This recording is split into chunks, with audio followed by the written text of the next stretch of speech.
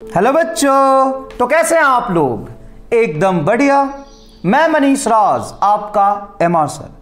आज 21st century में हमारी लाइफ टेक्नोलॉजी पे बहुत ज़्यादा डिपेंडेंट हो गई है। हमारी लाइफ कहीं ना कहीं टेक्नोलॉजी के आसपास ही घूमती रहती है। चाहे आप ऑनलाइन स्टडी की बात करें या ऑनलाइन शॉपिंग की बात करें या वीडियो कॉलिंग की बात करें या आईपीएल की डायरेक्ट ब्रॉडकास्टिंग की बात करें, फास्ट इंटरनेट की बात करें, टीवी की बात करें, रेफ्रिजरेटर की बात करें, या आप देखें मैं यहाँ पे बैठ के अपनी बात आप तक पहुँचा रहा हूँ, ये सारी चीज़ें टेक्नोलॉजी पे बेस्ड है। टेक्नोलॉजी के बिना इन सब चीज़ों का आप इमेजिनेशन नहीं कर सकते। बट वो कौन सी चीज़ है जिस पे टेक्नोलॉजी बेस्ड है, बिना उसके टेक्नोलॉजी का इमेजिनेशन नहीं कर सकते? वो है करंट इलेक्ट्रिसिटी। बिना करंट इलेक्ट्रिसिटी के आप अपने लाइफ को इमेजिन करके देखिए, अंधेरा के अलावा आपको कुछ नहीं दिखेगा। बट वो करंट इलेक्ट्रिसिटी किसका देन है, ये इंपॉर्टेंट सवाल है। किसको देंगे आप करंट इलेक्ट्रिसिटी का credit? Who is father of current electricity? तो आज हम लोग इसी पे बात करेंगे कि who is father of current electricity. मैं दो लोगों की स्टोरी सुनाऊंगा, बहुत छोटी स्टोरी सुनाऊंगा मैं। उसमें से आपको डिसाइड करना है कि आप किसको देंगे करंट इलेक्ट्रिसिटी का क्रेडिट और किसको मानेंगे फादर ऑफ करंट इलेक्ट्रिसिटी। सबसे पहले मैं बात करूंगा थॉमस अल्वा एडिसन। 1879 में थाउजेंड्स ऑफ फेल अटेम्प्ट के बाद उन्होंने इलेक्ट्रिक बल्ब का इन्वेंशन किया और डीसी सोर्स को इलेक्ट्रिक बल्ब को जलाया। और वो रिवॉल्यूशन था उस टाइम पे, क्योंकि पहली बार केरोसिन लैंप को रिप्लेस करने के लिए उससे भी सस्ता एक सोर्स आ गया था इलेक्ट्रिक बल्ब, जिससे आप दिन की तरह रात में भी काम कर सकते थे। तो ये इंडस्ट्री के लिए भी और लोगों के लाइफ के लिए भी बहुत इंपॉर्टेंट इन्वेंशन था। Thomas Alva Edison 1000 times fail होने के बाद इलेक्ट्रिक बल्ब का इन्वेंशन किया। तो सबसे अच्छी बात जो उन्होंने प्रेस कॉन्फ्रेंस में बताई, जब लोगों ने उनसे पूछा कि साहब आप 1000 टाइम्स फेल हुए, यहां पे इंसान एक बार फेल होता है, दो बार फेल होता है तो कोशिश करना छोड़ देता है। जैसा कि आप भी क्वेश्चन सॉल्व करते हो, एक बार गलत हो गया सवाल, दो बार गलत हो गया सवाल, तो सवाल सॉल्व करना ही छोड़ देते हो, या टीचर से पूछ लेते हो डायरेक्ट, या बोल देते हो सर अब नहीं हो पाएगा मेरे से। लेकिन आप 1000 टाइम्स फेल होने के बाद भी हार नहीं माने। आपको क्या लगता था आप कर सकते थे? इतना ओवर कॉन्फिडेंस लाते कहां से हो भाई? तो थॉमस अल्वा एडिसन ने बड़ा सुंदर जवाब दिया कि हर फेल अटेम्प्ट के बाद मैं ये सोचता ही नहीं था कि मैं हार गया। मैं हर फेल अटेम्प्ट के बाद ये सोचता था कि मैंने वो तरीका ढूंढ लिया जिससे बल्ब नहीं बन सकता है। ऐसे कितने तरीके हो सकते हैं, मैं सारे गलत तरीके ढूंढ लूंगा तो सही तो अपने आप के पास पहुंच जाऊंगा। मैं हर फेल अटेम्प्ट के बाद मैं यही सोचता था कि मैंने एक और तरीका ढूंढ लिया जिससे बल्ब नहीं बन सकता है। मतलब मैं उस तरीके के क्लोज आ रहा हूं जिससे बल्ब बन सकता है। आपको भी यही एटीट्यूड रखना है क्वेश्चन सॉल्व करते समय। देखो भाई, क्वेश्चन को सॉल्व करने का एक सही तरीका होता है और 5 गलत तरीके हैं। तो कौन सा तरीका आपके दिमाग में आने की प्रोबेबिलिटी है? गलत वाला। तो आपको क्या करना है, गलत तरीके से जब भी सवाल सॉल्व हो तो खुश हो जाना है कि एक तरीका तुमने जान लिया, ये गलत है, अब इसको दोबारा तो अप्लाई नहीं करोगे ना। थॉमस अल्वा एडिसन भी यही करता था, इस तरीके से बल्ब नहीं बन सकता, अब मैं ये अप्लाई नहीं करूंगा। मुझे लगता था कि इससे बल्ब बनेगा लेकिन इससे तो नहीं बन रहा, तो मैं नए तरीके से कोशिश करूंगा। और ऐसे ऐसे करते उन्होंने इन्वेंशन कर दिया इलेक्ट्रिक बल्ब का।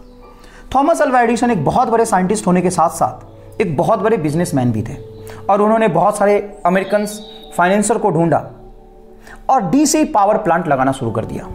और डीसी पावर प्लांट के थ्रू पूरे यूएसए में और डिफरेंट कंट्रीज में शिप वगैरह पे डीसी पावर स्टेशन लगा के इलेक्ट्रिक बल्ब और इलेक्ट्रिक मोटर चलाना शुरू कर दिया, जिससे लोगों के जीवन में एक बहुत बड़ा परिवर्तन आया। और थॉमस अल्वा एडिसन ने बहुत पैसे कमाए, बहुत पैसा कमाया, क्योंकि करंट इलेक्ट्रिसिटी लोगों की जरूरत नहीं थी, लोगों का बिजनेस हो गया था। वो करंट इलेक्ट्रिसिटी प्रोवाइड कराना, इलेक्ट्रिक बल्ब, बहुत अमीर अमीर लोगों के घर में लैंप को रिप्लेस करके इलेक्ट्रिक लैंप लगता था। बड़े पैमाने पे बहुत बड़ा बिजनेस हो चुका था। थॉमस अल्वा एडिसन ने खूब पैसे कमाए इलेक्ट्रिक बल्ब के इन्वेंशन के बाद। बट उसके साथ साथ एक ऐसा और साइंटिस्ट था जिसका जन्म बल्ब के इन्वेंशन से पहले हो चुका था, और वो बल्ब और डीसी पावर के इन्वेंशन से पहले से ही करंट इलेक्ट्रिसिटी प्रोड्यूस करने का सपना देखता था। वो सपना देखता था कि नाइग्रा फॉल में जो वाटर की काइनेटिक एनर्जी है उसको मैं इलेक्ट्रिकल एनर्जी में बदल दूंगा। ये सपना देखता था वो लड़का जिसका नाम था निकोला टेस्ला। निकोला टेस्ला का जन्म 1856, बल्ब के इन्वेंशन से बहुत पहले 1856 में एक बहुत गरीब फैमिली में हुआ था। उसके फादर पादरी थे और उसकी मां खेतों में काम करती थी। एक बहुत छोटे से स्कूल में पढ़ता था और वो लड़का इतना इंटेलिजेंट था। हाई स्कूल में जब वो था तो basic differentiation, integration, calculus, algebra के कैलकुलेशन वो दिमाग में ही करके रिजल्ट लिख देता था। उसके टीचर को लगता था साहब ये तो चीटिंग करता है, लेकिन ऐसा नहीं था। जैसे जैसे वो बड़ा होता गया उसके अंदर एक कैपेबिलिटी थी कि जो भी एक्सपेरिमेंट आप स्कूल में या कॉलेज में करते हो तो एक्सपेरिमेंट में क्या गलती हो सकता है या क्या फेल हो सकता है आपको एक्सपेरिमेंट करने के बाद पता चलता है। या जो लोग पीएचडी करते हैं, एक्सपेरिमेंटल सेटअप बनाते हैं, फिर एक्सपेरिमेंट करते हैं, फिर उनको पता चलता है यार ये एक्सपेरिमेंट यहाँ फेल हो रहा है। Nikola Tesla, Thomas Alva Edison तो बल्ब का इन्वेंशन किया था ना, टेस्ला दिमाग में एक्सपेरिमेंट कर देता था। दिमाग में एक्सपेरिमेंटल सेटअप बना लेता था, यहाँ पे ये, यहाँ पे ये, यहाँ पे बीम लगाऊंगा, यहाँ पे एसिलेटर लगाऊंगा, पार्टिकल को प्रोजेक्ट करूंगा, ये ऐसा गलती हो जाएगा यहाँ पे, और पहले ही बता देता था एक्सपेरिमेंट यहाँ पे फेल हो जाएगा, और वो फेल हो जाता था एक्सपेरिमेंट। ये कैपेबिलिटी थी टेस्ला के पास। टेस्ला 8 लैंग्वेज को जानता था। लेकिन ऑस्ट्रिया में जन्मा वो टेस्ला एक ऑस्ट्रिया के नियम के तहत बंधा था, और वो नियम था कि अगर आप ऑस्ट्रेलिया से हैं तो आपके लाइफ में 2 एसेंशियल सर्विस में से एक करना ही होता था। या तो आपको आर्मी में सर्विस देना होता था कुछ फिक्स्ड टाइम पीरियड के लिए, या तो आपको चर्च में पादरी बनना होता था। टेस्ला के फादर पादरी थे। उन्होंने टेस्ला को समझाया कि तुम पादरी बन जाओ, इन सब चीज़ों में कुछ नहीं रखा, हम बहुत गरीब फैमिली से हैं, हमारी बस की नहीं है आगे साइंस एंड टेक्नोलॉजी में पढ़ाई करना और इन्वेंशन करना, तुम पादरी बन जाओ। बट टेस्ला को यह मंजूर नहीं था। दोनों में से कुछ भी मंजूर नहीं था। टेस्ला तो आंख खोल के सपना देखता था कि वो नाइग्रा फॉल में वाटर की काइनेटिक एनर्जी से करंट इलेक्ट्रिसिटी प्रोड्यूस कर रहा है इलेक्ट्रिक बल्ब आने से पहले, और उसके फैमिली वाले उसको बाहर जाने नहीं देना चाहते थे क्योंकि उसके एक बड़े भाई की भी डेथ हो चुकी थी। तो अकेला था वो घर में, अकेला लड़का था घर में, और इस चक्कर में उसका मन नहीं लगता था और बहुत बीमार हो गया। टेस्ला से बहुत बीमार पड़ा तो उसको कोलेरा हो गया था, हैजा हो गया था, वो मरने के कगार पे पहुंच गया। अब ऐसा था कि किसी दिन भी टेस्ला की मृत्यु हो सकती थी। अगर उस दिन टेस्ला की मृत्यु हो जाती तो आज हम और आप इस तरीके से बात नहीं कर रहे होते और आप वीडियो कॉलिंग, ऑनलाइन शॉपिंग नहीं कर रहे होते। उसके पापा बहुत निराश होके उसके टेस्ला के पास गए और उन्होंने टेस्ला से बोला, बेटा तुम एक बार ठीक हो जाओ प्लीज, उसके बाद तुम्हें जो करना है ना वो मैं तुम्हें करा दूंगा, चाहे मुझे कैसे भी करना पड़े लेकिन मैं तुम्हें करा दूंगा, दुनिया के बेस्ट इंजीनियरिंग कॉलेज में एडमिशन करा दूंगा। यह बात सुनकर टेस्ला को पता नहीं कहां से एनर्जी आई और कुछ ही दिनों में टेस्ला पूरी तरीके से ठीक हो गया।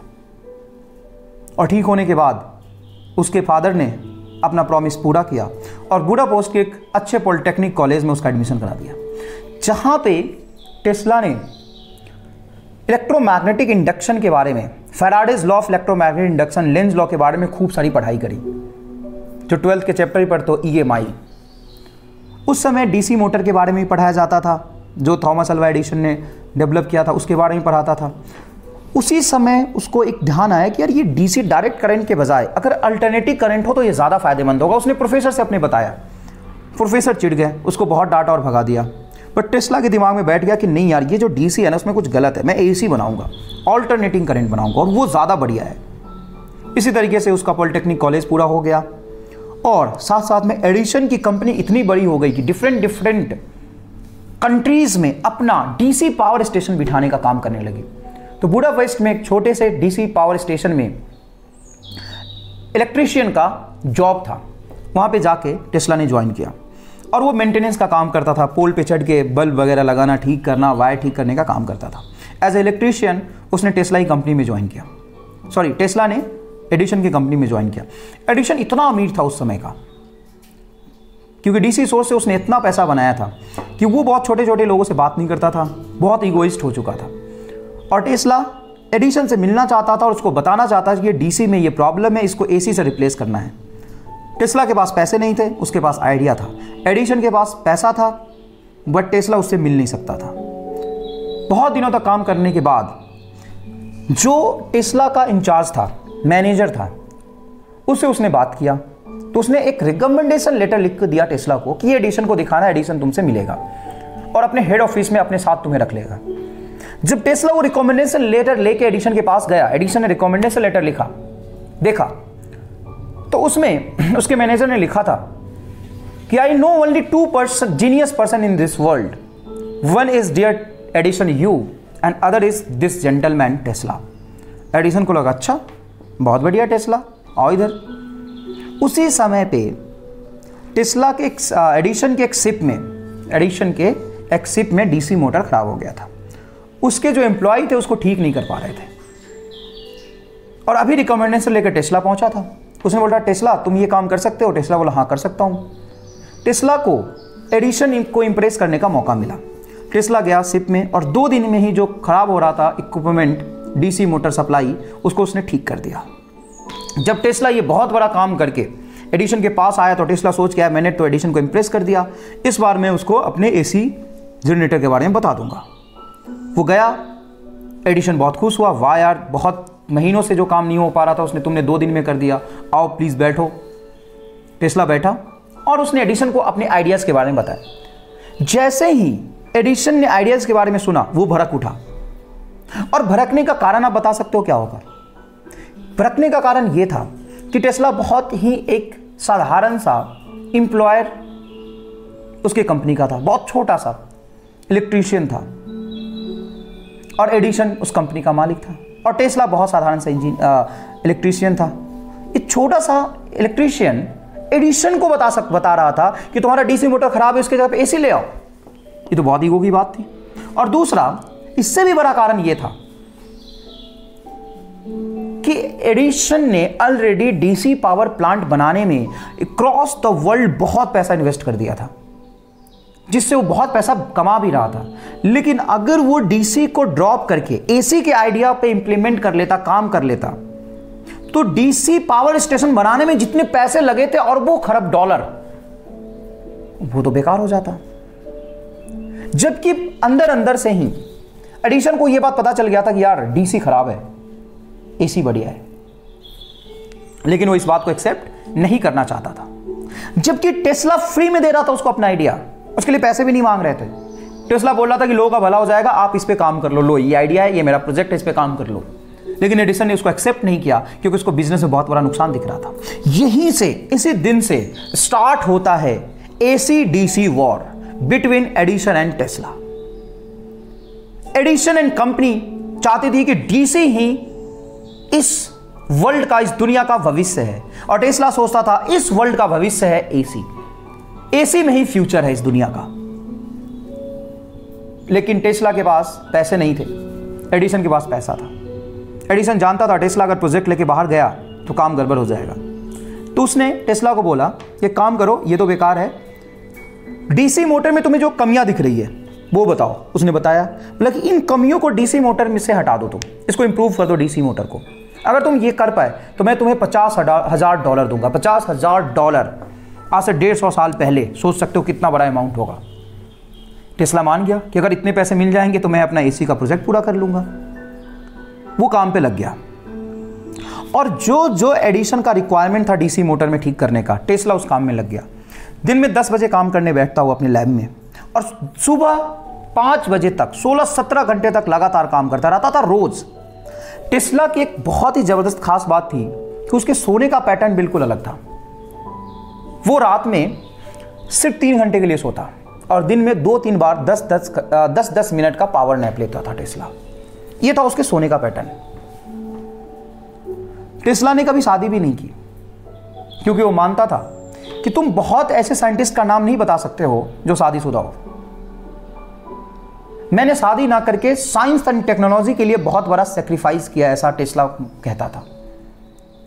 और टेस्ला को पैसे भी नहीं चाहिए थे, टेस्ला को क्रेडिट भी नहीं चाहिए था। टेस्ला ने जो भी काम किया उसका क्रेडिट कोई और ले गया। और ऐसे बहुत सारे लोग हैं जिसने टेस्ला को धोखा दिया। टेस्ला पैसे के पीछे भागता ही नहीं था। वो किसी काम को करता था, उसके साथ वाला जो उसके काम मदद करते थे उसको देता, ले जा तू अपने नाम पे पेटेंट करा ले, कोई दिक्कत नहीं है। उसको तो बस $50,000 चाहिए थे, पैसे चाहिए थे जिससे वो अपना एसी का प्रोजेक्ट पूरा कर सके। कुछ ही महीनों के मेहनत के बाद उसने डीसी मोटर में वो इंप्रूवमेंट ला दिए जो टेस्ला और एडिसन चाहते थे, और उसने जाके एडिसन के सामने रख दिया। एडिसन तो घबरा गया, भाई ये तो खतरनाक आदमी है यार, इतना बड़ा जो इंप्रूवमेंट हुआ था डीसी मोटर में मैं तो कर ही नहीं पा रहा था। टेस्ला से बहुत खुश हुआ। टेस्ला ने बोला वो पैसे दे दो। एडिसन कहता है कि हम अमेरिकन का मजाक भी नहीं समझते। वो तो मजाक था साहब। टेस्ला बोल रहा है मजाक नहीं था, वो मेरा सपना है, बहुत मेहनत करके मैंने आपके लिए काम किया है, 16-17 घंटे दिन का काम किया आपके लिए। तो एडिसन बोलता है ठीक है मैं पैसे देता हूँ ना, $50,000 जानते हो कितना होता है? वो छोड़ा रहने दो, कुछ डॉलर उसको दे दिए। अब बोले कि आओ इस पे अलग काम करते हैं। टेस्ला एक साधारण सा इलेक्ट्रीशियन था उसके कंपनी का। उसने बोला कि साहब ठीक है कोई बात नहीं, आप ये रख लो।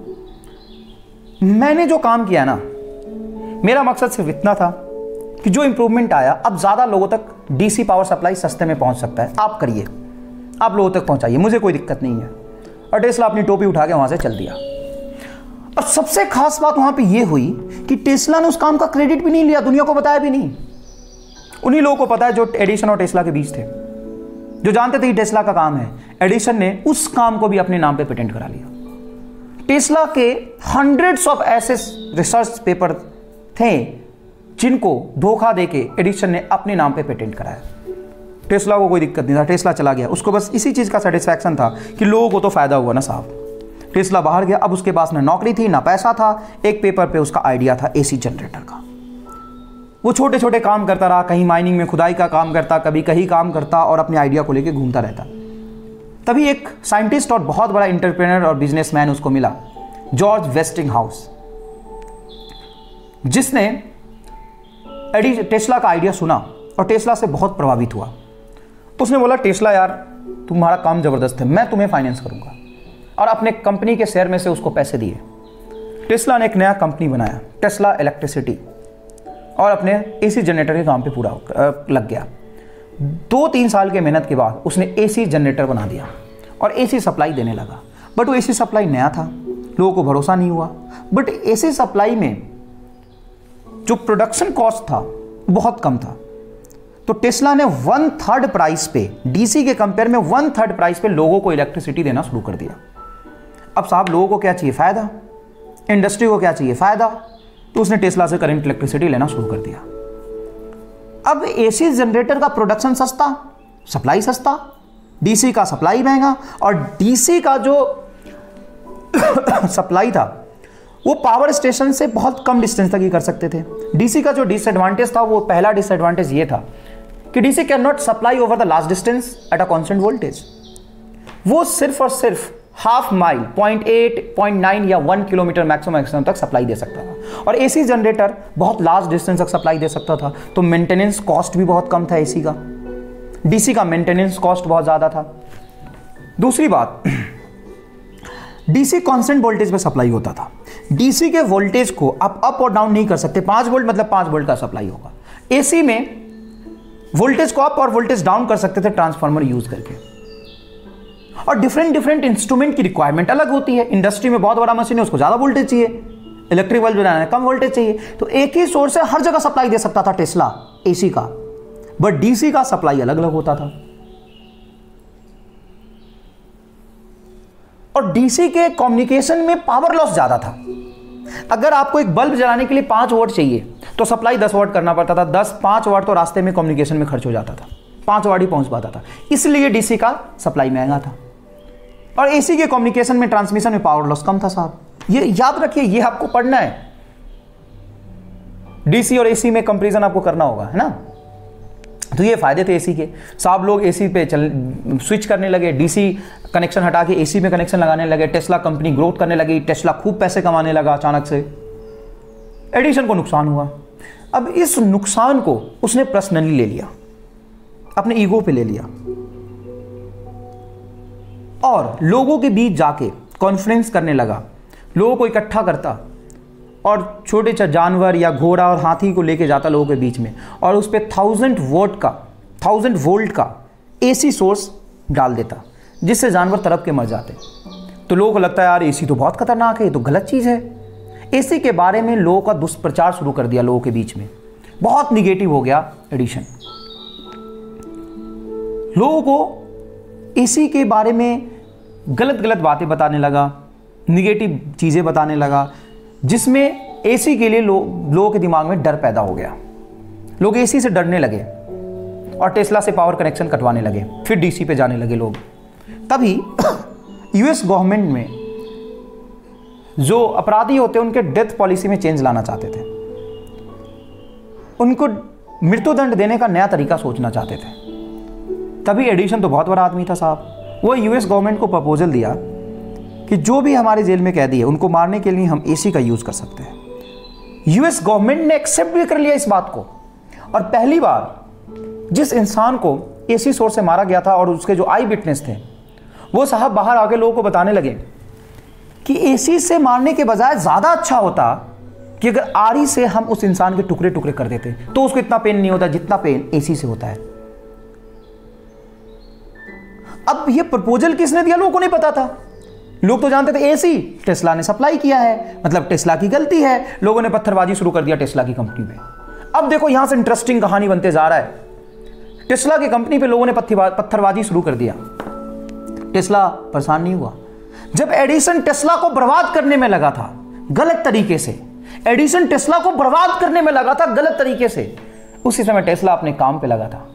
लोगों ने बहुत बड़े स्तर पे टेस्ला का विरोध किया, टेस्ला से पावर कनेक्शन हटवाने लगे। तभी टेस्ला ने एक बहुत जबरदस्त इन्वेंशन किया, टेस्ला मोटर का। टेस्ला मोटर का इन्वेंशन होने के बाद जो डीसी सप्लाई से मोटर चलता था, डीसी मोटर, उससे 10 टाइम्स मोर इफिशिएंट था टेस्ला मोटर।